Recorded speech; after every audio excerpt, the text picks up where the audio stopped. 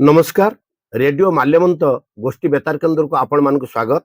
आपण माने सुनी पारुचंती एफएम 89.6 मेगाहर्ट्ज जगे आमर रेडियो रे ब्रॉडकास्ट हला परे पुनर्प्रसारण हेबो आमर YouTube channel radio Malyavant FM 89.6 जगे।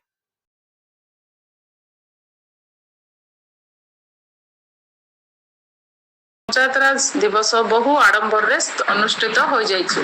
सारा देश रे ग्रामीण स्वयं शासन एवं क्षमतार विकेंद्रीकरण को सम्मान जनाई प्रतिवर्ष एप्रिल 24 तारिख को जातीय पंचायत राज दिवस भावे पालन करा जाय थाए।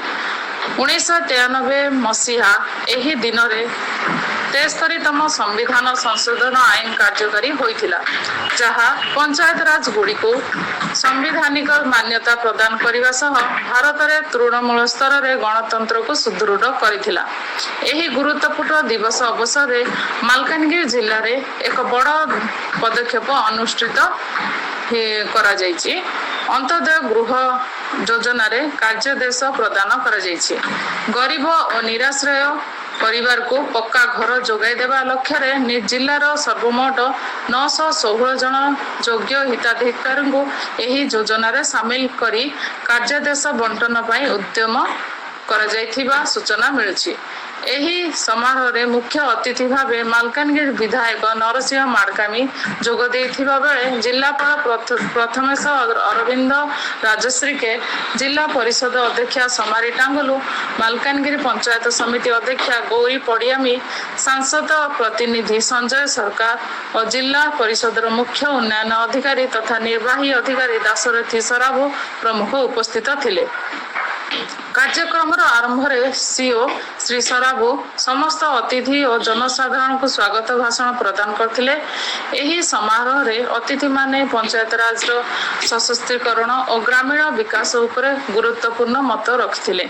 मुख्य अतिथि तथा विधायक श्री माडकामी निज वक्तव्य रे कहिथिले, ग्रामर सर्वांगीन विकास ही प्रकृत विकास।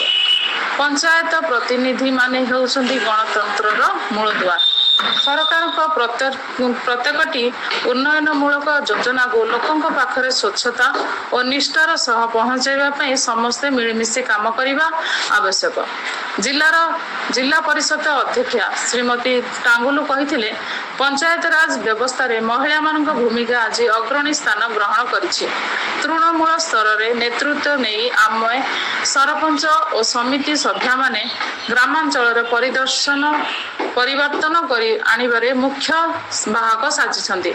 सेहीपरि जिल्लापाल पंचायत राज व्यवस्था रे विस्तृत भावे वर्णना करी कहिथिले, भारतीय संविधान प्रमुख स्थपति डॉक्टर बी.आर. आंबेडकर आम देशर समानता और सामाजिक न्यायर जो मूलदुआ पकाइथिले ताहाको आगे नेबारे पंचायत राज व्यवस्था रे बड़ भूमिका रहिछि। आम संविधान प्रत्येक नागरिक को सम्मानर सह बंचिबार अधिकार देछि। संविधान सही आदर्श रे अनुप्राणित होई गरीब लोकों पाखरे गृह तथा रोजगार योजना पहुंचाइबा जिला प्रशासन रो मुख्य लक्ष्य। से आहरी मध्य कहिथिले जे पंचायत राज दिवस रे प्रकृत उद्देश्य होछि ग्रामांचल स्वावलंबनशीलता। गरीब लोकों पाखरे गृह तथा रोजगार योजना पहुंचाइबा जिला प्रशासन रो प्रमुख लक्ष्य। सरपंच मानकर एही आहरी त्वरान्वित करिवो। एही समारोह जिलार उल्लेखनीय कार्य करिथिबा सरपंच मानंकु मध्य सम्मानित करा जायथिला।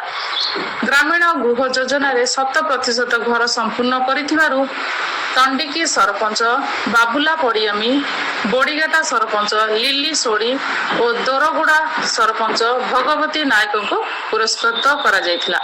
सेहीपरि महात्मा गांधी जातीय ग्रामीण निश्चिंत कर्म नियुक्ति योजना रे उल्लेखनीय श्रम दिवस सृष्टि करी लोकों को काम जोगाइथिबारु सोमनाथपुर सरपंच मंजुला सीसा, पड़ागोटा सरपंच गुरा मुलाली ଏବଂ ଟିଗଲ ସରପଞ୍ଚ ଆମୀର କୁଞ୍ଜଙ୍କୁ ମଧ୍ୟ ସମ୍ବର୍ଦ୍ଧିତ କରାଯାଇଥିଲା।